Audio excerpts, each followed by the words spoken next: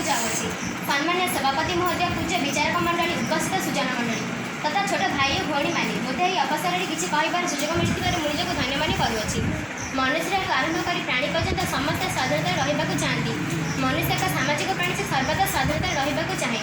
ଯଦି କୌଣସି କାରଣରୁ ତାହା କ୍ଷୁଣ୍ଣ ହୁଏ, ତେବେ ସେ ହିଂସ୍ର ହୋଇଉଠେ। ଯଦି ଆମେ ଅତୀତର ଇତିହାସକୁ ଉନ୍ମୋଚନ କରିବା, ତେବେ ଜାଣିପାରିବା ଯେ ଇଂରେଜମାନେ ଆମକୁ କିପରି ଶାସନ କରିଥିଲେ ଏବଂ କେଉଁ ସ୍ୱାଧୀନତା ସଂଗ୍ରାମୀମାନେ ତାକୁ ବିରୋଧ କରିଥିଲେ। ପରାଧୀନତାର ଶୃଙ୍ଖଳ ଜର୍ଜରିତ ଭାରତ ମଧ୍ୟ ତ୍ରାହି ତ୍ରାହି ଚିତ୍କାର କଲା। ମା ଆଖିରେ ଲୁହ ପୋଛିବା ପାଇଁ ଆଗେଇ ଆସିଥିଲେ ମହାମାନବ ମହାତ୍ମା ଗାନ୍ଧୀ, ଶହୀଦ ବୀର ଭଗତ ସିଂ, ଲକ୍ଷ୍ମଣ ନାୟକ, ନେତାଜୀ ସୁଭାଷ ଚନ୍ଦ୍ର ବୋଷ, ଲାଲବାଲ ପାଲ ଆଦି ଅନେକ ବୀରପୁରୁଷ। 1757ରେ ପଲାଚି ଯୁଦ୍ଧ ଓ 1764ରେ ବକ୍ସର ଯୁଦ୍ଧ ପରେ ଭାରତ ମାତା ଛିନ୍ନମସ୍ତା ହୋଇଗଲା। 1857ରେ ସିପାହୀ ବିଦ୍ରୋହରେ ଝାନ୍ସୀ ରାଣୀଙ୍କ ରଣଫାଟରେ ଇଂରେଜ ସେନା ଚମକି ଉଠିଲେ। ମହାତ୍ମା ଗାନ୍ଧୀଙ୍କ ଡାକରାରେ ଅକୁମାରୀଠାରୁ ହିମାଳୟ ପର୍ଯ୍ୟନ୍ତ ଦେଶବାସୀ ଏକଜୁଟ ହେଲେ। ସେମାନେ ଚାହିଁଲେ ରକ୍ତ ବଦଳରେ ମୁକ୍ତି, ପରାଧୀନ ବଦଳରେ ସ୍ୱାଧୀନତା। ମହାତ୍ମା ଗାନ୍ଧୀ କହିଲେ, ଗୁଟି ଖାଅ ଓ କାଠି ପିନ୍ଧ। ଏହି ସ୍ଲୋଗାନରେ ସାରା ଦେଶରେ ପ୍ରତିଧ୍ୱନିତ ହେଲା। 1930ରେ ସମୁଦ୍ର ଇଲାକାରୁ କୁନି କୁନି ବାନର ସେନାମାନେ ଗାଇଲେ, ତୁମେ ମାର କିଛି ବେତନ ଆଣିବ, ଜୀବନକୁ ଆମ ପାଣି ଛଳି ତୁମେ କି ଆମକୁ ପାରିବ। 1938ରେ କିଶୋର ସହିଦ ବାଜିରାଉତଙ୍କ କଣ୍ଠରେ ଶୁଭିଲା, ପ୍ରଜାମଣ୍ଡଳର ହୁକୁମ ନାହିଁ, ଡଙ୍ଗା ମୁହିଁ ଛାଡ଼ିବି ନାହିଁ।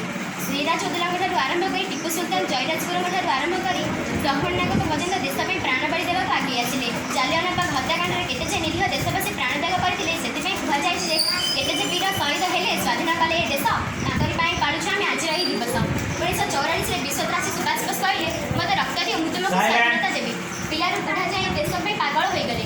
ଭାରତର ତ୍ରିରଙ୍ଗା ଝଣ୍ଡା ସଫେଦ ଆକାଶ ରୋମାଞ୍ଚ ସୃଷ୍ଟି କଲା। ସବୁରି କଣ୍ଠରୁ ଝରି ପଡ଼ିଲା, ଝଣ୍ଡା ଉଚ୍ଚା ରହେ ହମାରା, ପ୍ରେମ କି ବିଶ୍ୱ ତିରଙ୍ଗା ପ୍ୟାରା। ସ୍ୱାଧୀନତା ଦିବସ ହେଉଛି ଆମ ଗର୍ବ ଗୌରବର ଦିବସ। ଏହି ଦିବସକୁ ଆମେ ମହାସମାରୋହରେ ପାଳନ କରିଥାଉ। ଏହି ଦିବସ ଆମକୁ ପ୍ରାପ୍ତ ସ୍ୱାଧୀନତାର ଇତିହାସ ଏବଂ ସ୍ୱାଧୀନତାର ସୁରକ୍ଷା ଏବଂ ଜାତୀୟ ପତାକାର ଗୌରବ କୃତି ବିଷୟରେ ଶିକ୍ଷା ଦେଇଥାଏ। ସେଥିପାଇଁ